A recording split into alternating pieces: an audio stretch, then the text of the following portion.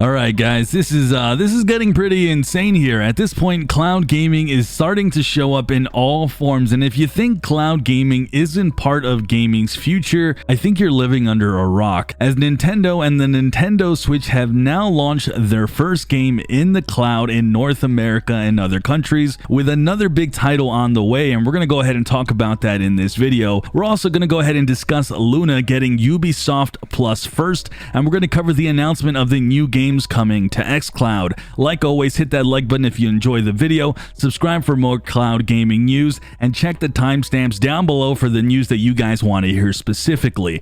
Let's go ahead though and start with the Nintendo Switch announcing at a mini direct their first cloud game via their console in Control. Now this is a game that will be powered by Ubisoft's xCloud, a relatively unknown service to myself, and Control won't be the only game powered by the cloud running through the Nintendo Switches, but they also announced Hitman 3 will also be released and playable through the cloud when the game launches. Now, something that I want you guys to take note, cloud gaming isn't exactly new to the Nintendo Switch, as it's been around since 2018, powering games like Phantasy Star Online, Resident Evil 7, and even Assassin's Creed Odyssey, but this was only in Japan. Now Control is the first game we are seeing in North America and other countries. So far, the initial impressions at the time of this video are that it's not too great, because I've been stuck in a queue for over an hour to play the game, but obviously Nintendo Switch's powering games through the cloud for me was inevitable.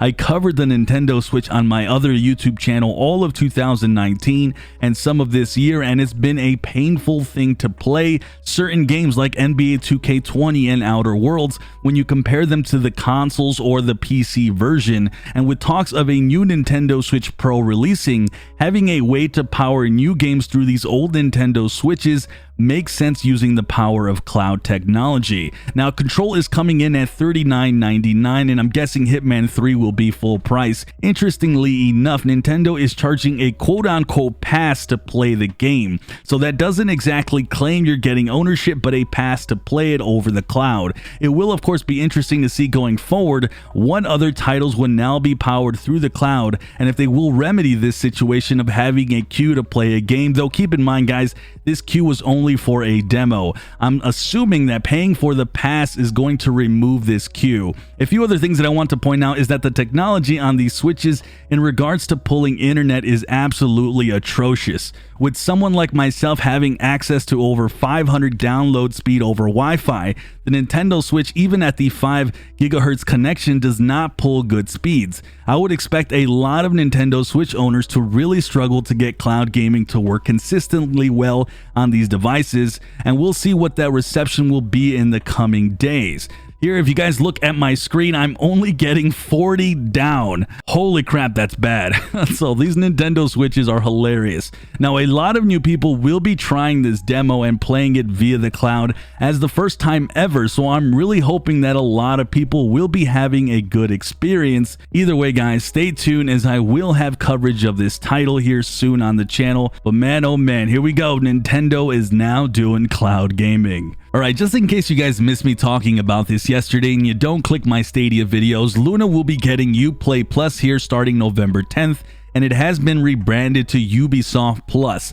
The price will be $14.99, with you getting the newest games in Watch Dogs Legion, Assassin's Creed Valhalla, and Immortals Phoenix Rising, with presumably the newest titles as well in Far Cry and Rise Republic down the line. So far, no word on what other titles will be available through the Ubisoft channel on Luna, but with how easy it is to port over titles, I would expect to see a lot of games in the future, but it will be interesting to see what launches on November 10th. With that, it's curious to point out that Luna is getting Ubisoft Plus before Stadia, as Stadia isn't getting access until sometime before the end of the year, and it's honestly the elephant in the room that I didn't mention in my video yesterday. I don't know how this exactly happened, but maybe the safest guess could be it's just easier to get titles on Luna, but that is just speculation. Either way, this gives Luna a real edge in the competition to be able to have access to a bevy of Ubisoft titles, including Assassin's Creed Valhalla on day one.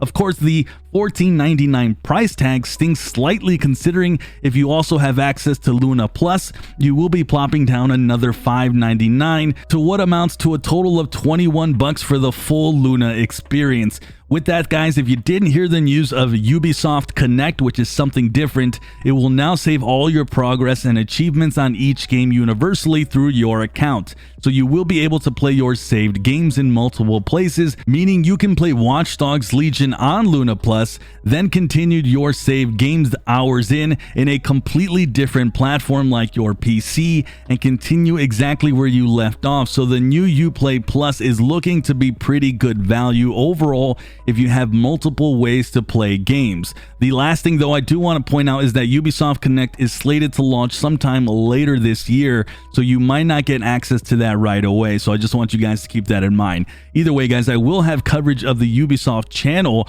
on Luna Plus once it goes live and when I actually get Luna access itself, guys. So stay tuned for all that here on the channel.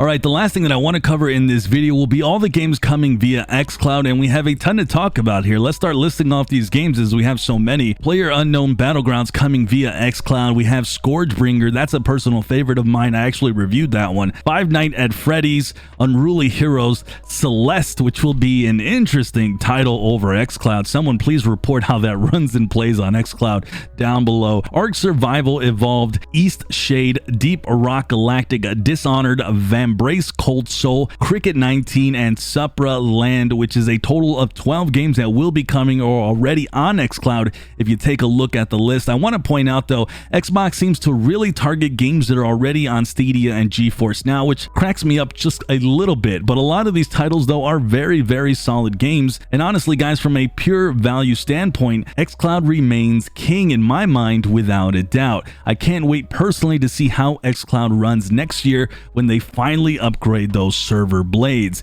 Either way, guys, let me know down below your thoughts on Nintendo Switch cloud gaming now being a thing. Do you see more and more titles being powered through the cloud with Nintendo Switches? Also, any comments on the Luna and xCloud news? With that, make sure you're always subscribed for future cloud gaming news. Hit that like button if you haven't already. And as always, my friends, I'm Sunny, and I'll see you guys in the cloud.